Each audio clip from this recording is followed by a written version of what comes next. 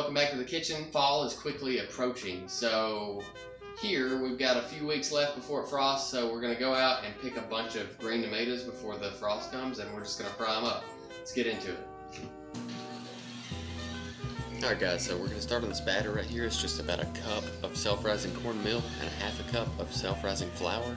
To that I'm just going to add a little salt, pepper, garlic powder, and some crushed Tabasco peppers. If you've seen basically any of my videos, you know exactly what this is. I've taken Tabasco peppers and dried them and just run them through a blender. Anyway, this is going to be very similar to the same process that I do for my corn dog video. I'll put a link to that right here. You can check that out.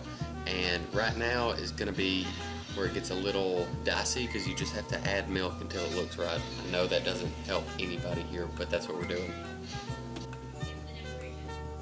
Alright, so while my oil's heating up, I'm just going to thinly slice some of these green tomatoes, and I just start on the bottom end and work my way up. Nothing fancy. Okay, and now while I've got this right here, I'm just going to test the oil, and what I do is basically just drop a hush puppy in there. And this oil is way too hot. It also is a good time to test your batter. My batter was just a little bit thick, so I turn the temperature down and add a little bit of milk, and then off we go. Okay, so now that everything's set just like we want it, we're just going to start dipping these tomatoes in this batter and dropping them in. Let them go a couple of minutes aside, flip them, they're golden brown, take them out.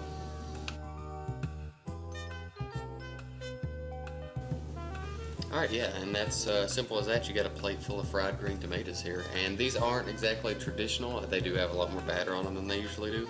But, and if you've got any batter left over, you can just make hush puppies, and there's nothing wrong with that. Anyway, hope y'all enjoyed.